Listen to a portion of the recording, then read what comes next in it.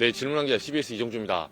오늘은 국민의힘 김상욱 의원님, 국민의힘 내에서 탄핵 표결 참석하겠다. 그리고 나는 찬성하겠다. 처음으로 기자회견에서 공개 입장을 밝히신 분인데요. 저는 화요일에 한번 뵀었죠. 네, 오늘 지금 추운 날씨에 또 1인실 하고 계시는데 오늘 이게 어떤 걸 지금 좀 촉구하려고 하시는 건가요? 네, 이제 내일이 2차 탄핵 표결일입니다. 국민들께서 탄핵에 대한 통과를 많이 바라시고 계십니다. 또 추운데 너무 고생하고 계십니다. 또한 불안정한 상황이 길어지다 보니 경제적으로 사회적으로 갈등과 비용이 점점 폭증하고 있습니다. 하루라도 빨리 탄핵이 통과돼서 사회적 국가적 안정성을 확보할 필요가 있다고 생각하고요. 그리고 오늘이 이제 탄핵 표결 하루를 앞둔 가장 중요한 날입니다. 저희 탄핵이 통과되기 위해서는 저희 여당 국회의원들께서 최소 9분이 동참을 하셔야 합니다. 그런데 어제 많은 일들이 있었죠. 이제 조국 의원의 의원 상실이 있었고, 또한 대통령 담화가 있었고, 권성동 원내대표가 여당의 원내대표로 선출되셨습니다. 또한 한동훈 대표께서 탄핵 찬성의 공식 입장을 밝히셨고요. 이제 그런 여러 가지 요소들이 복합적으로 작용하다 보니 오늘이 우리 여당 의원님들께서 탄핵에 대한 마음 갈등이 가장 많은 날이라고 저는 느껴졌습니다. 찬성하시던 분들도 대통령 담화와 권성동 원내대표 직권으로 인해서 반대로 돌아설 수도 있고, 반대로 반대하셨던 분들도 한동훈 대표님 의견과 여러 가지 고민들 때문에 찬성으로 또 바뀔 수도 있는 그런 날이라고 생각합니다.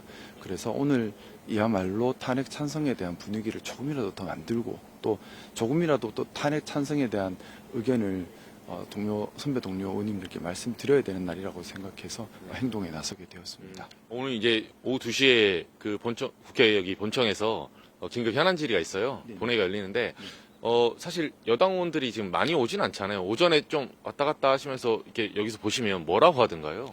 아무래도 탄핵에 찬성 의견을 가지시거나 아니면 공식적으로 찬성은 아니더라도 많이 잘못되었다, 뭔가 고쳐야 한다 생각을 가지신 분들께서는 좀 격하게 호응을 해주셨고요. 반대로 탄핵 반대 의견을 가지고 계시거나 대통령을 지켜야 된다는 생각을 가지신 분들께서는 인사도 거부하시고 좀 차갑게 좀 모른 척 하시고 지나가시는 경우도 많았습니다.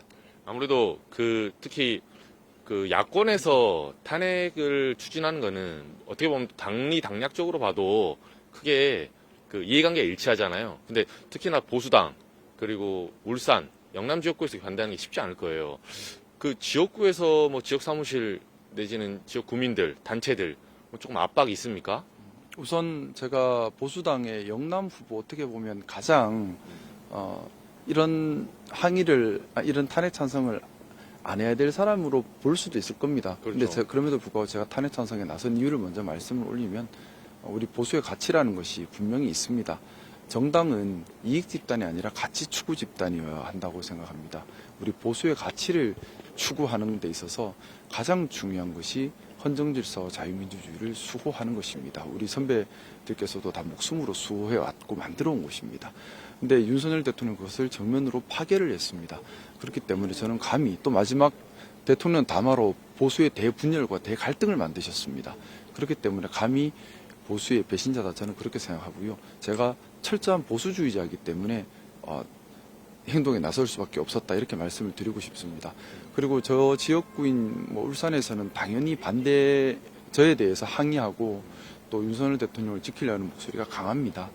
특히 좀 저희 당의 조직으로 들어와 계신 분들과 또 지지자들께서 강한 항의를 표시하고 계시고요. 오늘 오후 2시에도 대규모 항의 집회가 예정되어 있는 지역구 사무실 앞에서 있는 것으로 알고 있고, 그리고 또 그런 말이 있습니다. 박수 치는 건 금방 사라지지만 욕은 오래 간다. 그래서 결국 욕 안 먹게 조심해야 된다는 말씀들을 하시는데, 저는 박수 받으려고 하는 것도 아니고요. 또 욕 먹을 거 각오했고, 정치 생명이 끝나는 것도 각오를 했고, 이익 관계에서 이러는 것이 아닙니다. 다 포기를 하고, 제가 국회의원으로서의 본분을 다하고, 또 보수주의자로서 본분을 다하고, 국민을 섬기겠다 선사한 사람으로서 본분을 다하기 위해서 이 자리에서 서서 의원님들 한 분이라도 더 설득하려고 노력하고 있습니다.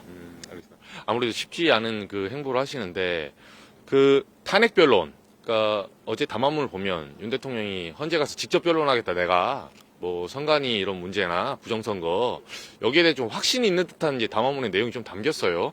변론을 직접 나서면서 대통령이 이렇게까지 확신을 가지고 나서는 것에 대해서는 좀 어떻게 보십니까? 기본적으로 말씀드렸던 것처럼 국가 원수는 품위를 가져야 됩니다. 마지막까지도 내려가는 순간까지도 품위를 지켜야 하는데 그런 부분에서 아쉽고요. 또 하나는 제가 가장 우려하는 부분입니다. 사실 국민들 대다수가 다 알고 계신 것처럼 절대적 잘못입니다. 절대적 잘못인 국가범죄인데 이것을 본인을 옹호하기 위해서 극우 세력들을 선동하는 형태가 되어버리면 이 일이 끝난 이후에도 사회적 갈등이 상당히 깊게 남고 소요사태까지도 이어질 수 있어서 저는 대통령으로서 사회 갈등을 조장하는 그런 마무리는 정말 좋지 않다는 생각입니다. 이어서 마지막으로 그 프로세스는 그러면 최단 기간에 선거를 해서 빨리 안정시켜야 된다 이런 얘기도 있고 한데 시스템을 믿는다 하셨는데요. 저는 시스템을 믿기 때문에 기간의 문제는 아니라고 생각합니다.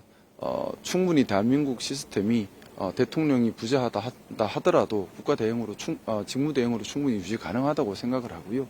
중요한 것은 이번에 두 번 다시 이런 일이 반복되지 않도록 법치에 맞게 헌정 질서를 다시 회복하는 것이라고 생각하고요. 그리고 또 다시 정상으로 돌아가는 과정에서는 마음이 급하다고 서두를 문제가 아니라 충분한 사회적 타협을 이루어야 된다고 생각합니다. 또 하나 제가 꼭 당부드리고 싶은 것이 있습니다. 이번 사태의 본질적인 이유가 진영 논리에 갇힌 세대결 때문이라고 생각합니다. 진영 논리. 이 진영 논리에 갇혀서 상대방을 악마화하고 보복 정치를 하고 뭐 그런 것들이 반복되다 보니까 극단의 대립 투쟁이 나왔고 그것이 지금의 불상사로 이어졌다고 생각하고요. 그래서 시간이 걸리더라도 8개월이 아니라 1년이 걸리더라도 건강한 보수와 건강한 진보가 자리 잡아서 서로 간의 상생 경쟁을 할 수 있는 그런 새로운 정치 토양이 생기는 계기가 되었으면 좋겠고 그래서 시간이 걸린다 하더라도 좀 보수도 건강하게 틀을 새로 잡고 또 건강한 진보랑 같이 대선에서도 뭐 좀 공정한 경쟁이 되는 그런 모습이었으면 좋겠다는 상향 경쟁을 해야 된다. 네, 맞습니다. 그리고 이제 이번 기회에 좀 우리 구태 정치를 좀 바꿀 필요가 있다는 생각입니다. 그리고 그것은 대한민국은 국민들의 것이지 않습니까? 국민들께서 정치 보기 싫으시겠지만 좀 더 관심 가지시고 갈등을 유발하고 진영 논리하고 개파 정치하는 사람들 몰아내고 그게 아니라 진짜 소통하고 화합하고 건강한 보수와 건강한 진보를 지향하는 사람들을 기억하셨다가 지켜주시고 응원해 주셔서 건강한 정치가 대한민국에 자리 잡는 그런 기회로 만들어 주셨으면 합니다. 알겠습니다. 오늘 긴 시간 너무 감사드리고 쉽지 않은 선택을 하셨어요. 탄핵 이후에 또 여러 많은 시간이 남았고 대한민국의 어떤 많은 숙제들이 있는데 또 그 과정에서도 많은 역할 부탁드립니다. 네, 감사합니다. 네. 네. 고맙습니다. 네.